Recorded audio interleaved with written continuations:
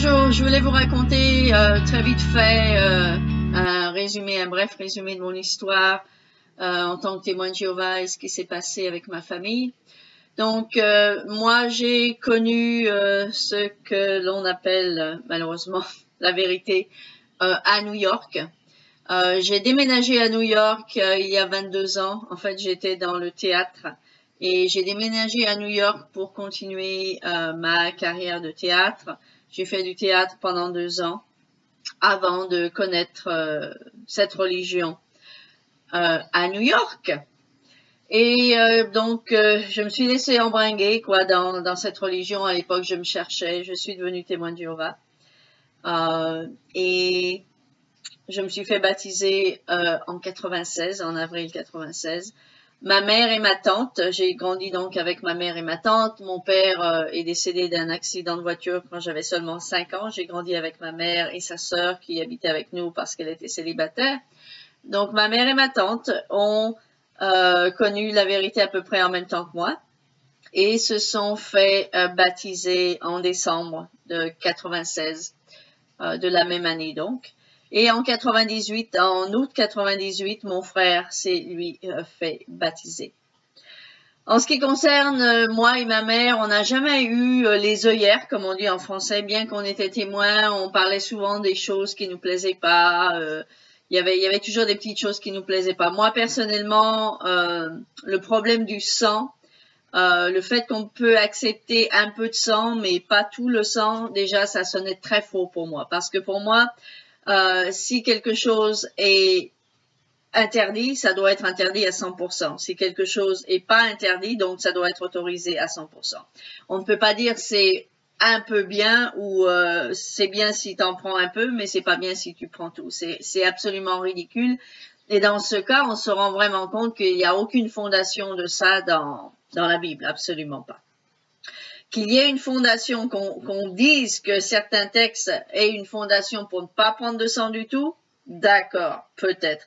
Mais qu'il y ait une fondation biblique pour dire qu'on ne peut prendre qu'un peu de sang et ça n'est pas un péché, c'est complètement ridicule. Donc, de toute façon, de fil en aiguille, bon, j'ai été dans 5 congrégations dans 4 langues différentes.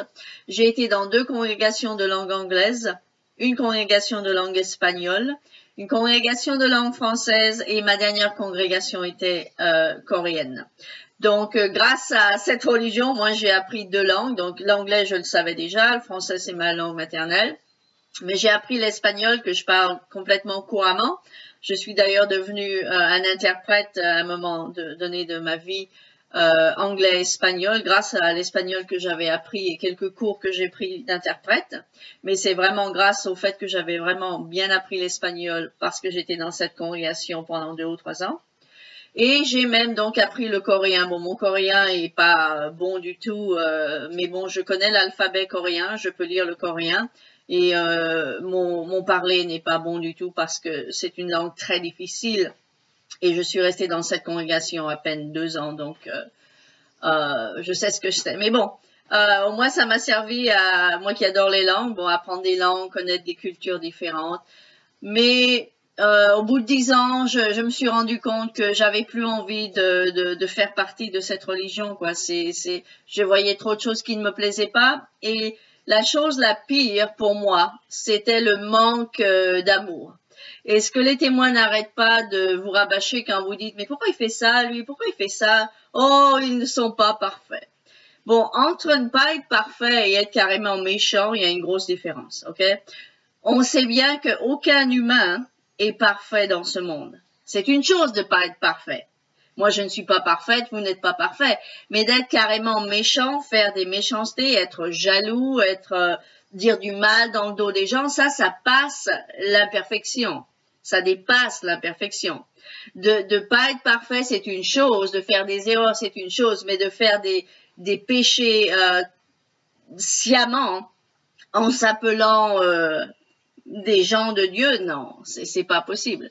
Donc ça, plus certaines doctrines que je voyais qui étaient un peu bizarres, ça m'a vraiment éloigné de plus en plus de la vérité, dans mon cœur d'abord et physiquement ensuite. En fait, moi, j'ai jamais été exclue et je n'ai jamais envoyé une lettre de démission Je sais pas comment vous appelez ça en français. Moi, j'ai pas fait ma carrière de témoin en français. Donc, il y a des mots, malheureusement, que je ne connais pas bien dans la langue française. Mais bon, j'ai pas envoyé ma lettre, comme quoi je ne voulais plus être témoin. Je n'ai pas été exclue non plus. Je me suis simplement dissipée.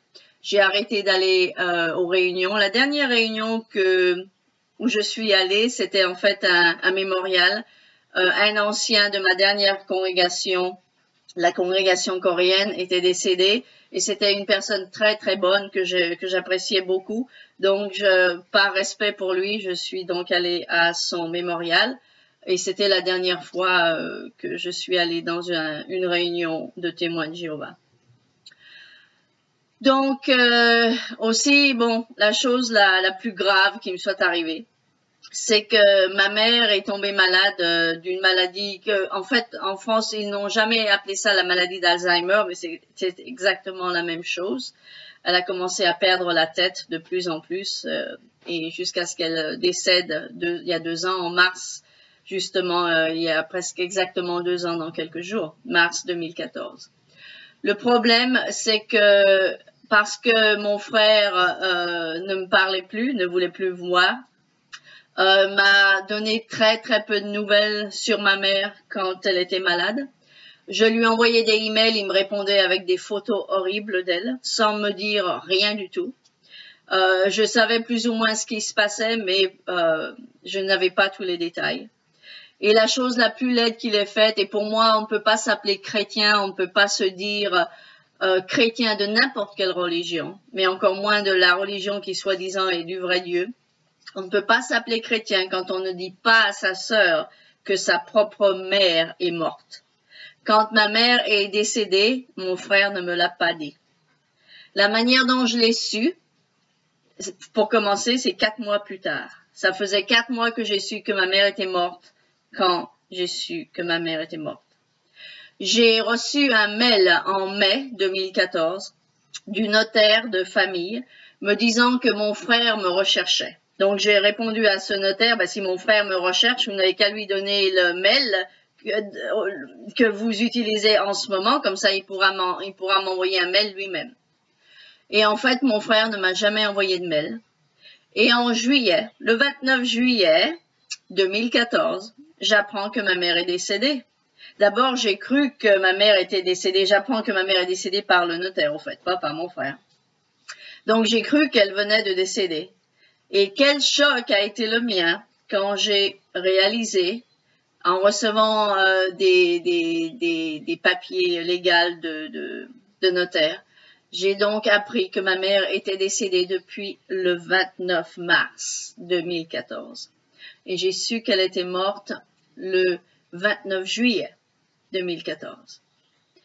Donc, c'est intéressant que même 2 témoins, 2 personnes qui sont encore témoins de Jéhovah, m'ont dit que c'était vraiment assez bizarre, que c'était vraiment pas quelque chose de bien de la part de mon frère. Toujours est-il qu'il y a 2 sortes de témoins de Jéhovah, comme ma mère disait justement. Il y a les témoins de Jéhovah qui ont l'esprit un peu ouvert et qui utilisent leur propre cervelle pour penser, mais il y a malheureusement ceux qui sont endoctrinés au point de vraiment de ne plus penser pour eux-mêmes, quoi. Et malheureusement, mon frère fait partie de cette race-là de témoins, si je peux dire. Et au point qu'il n'a pas trouvé utile de dire à sa propre sœur que sa mère était décédée. Donc, cette religion fait beaucoup de mal, m'a fait beaucoup de mal, a fait beaucoup de mal à des centaines, des milliers de gens. Et il faut que, si vous êtes encore témoin de Jéhovah et que vous vous demandez si c'est la vraie religion, il faut vous réveiller. Il faut bien vous dire que vous ne pouvez pas aller taper la porte des gens en leur prêchant la bonne nouvelle, en leur prêchant l'amour chrétien, en ne parlant même pas à votre propre sœur, votre propre enfant, ou votre propre mère ou père. C'est impossible. C'est absolument ridicule. C'est pas possible. C'est pas possible que cette religion soit la vraie religion. Et aucun Dieu qui soit un vrai Dieu demanderait à qui que ce soit de faire ce genre de choses. Donc, C'est tout pour maintenant. Je ferai d'autres vidéos. J'ai pas vraiment l'habitude de faire des vidéos en français, donc bien que ce soit ma langue maternelle, c'est un peu plus dur pour moi. Mais aussi, si vous voulez que je fasse des vidéos spécifiques sur des thèmes spécifiques, si ça vous intéresse, dites-le moi dans votre commentaire et je peux faire ça pour vous. En attendant, abonnez-vous, comme ça vous saurez à chaque fois que je sors une vidéo. Apparemment, il n'y a pas beaucoup de vidéos d'apostats en français et les Français, comme les gens qui parlent anglais, ont besoin de se réveiller, sortir de cette secte destructive.